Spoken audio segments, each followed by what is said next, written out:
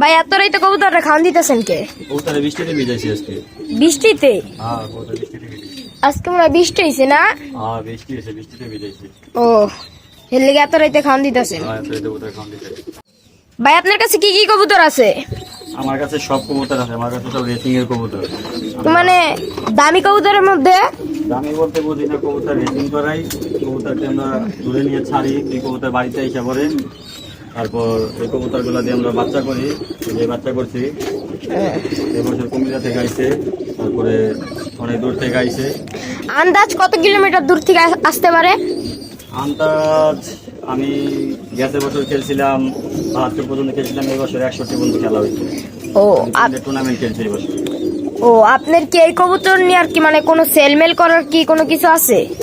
Sell করি মাঝে মধ্যে, দেখা যায় বাচ্চা বেশি কিছু হয়ে গেলে করে সেল করা ফলে মাঝে মধ্যে কিছু বাচ্চা নিজের জন্য কিছু বাচ্চা রাখি।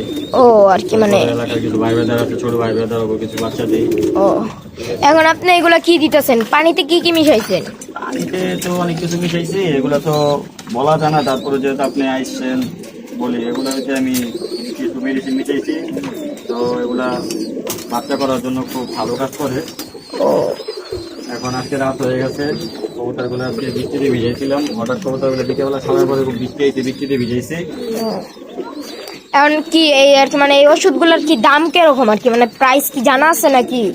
ওষুধের দাম আছে, আমরা আনি বড় ফাইল, আনি বড় ফাইলগুলো, ওগুলা দাম নেই বেশি, ও, ওগুলা দিয়ে আমরা ই করি। এখন যে যেরকম সামর্থ্য সেরকম আর কি খাওয়ায়। আমাদের সামর্থ্য যেটুকু আছে আমরা সেটুকুই খাওয়াই। এদিকে মুরগিও পালেন নাকি? এখানে মুরগি কিছু আছে, মুরগি আনছিলাম। ও, কি মানে এখনো ২০-২৫ জোড়া আছে নাকি? না, এখানে ২০-২৫ জোড়া করতে হয়, এখানে কবুতর না হলে প্রায় ১৫০-২০০ জোড়া। জোড়া। ও, তো আজকের মতন এই ভিডিওটা শেষ করলাম, পরবর্তীতে আরো ভালো ভালো ভিডিও নিয়ে হাজির হবো।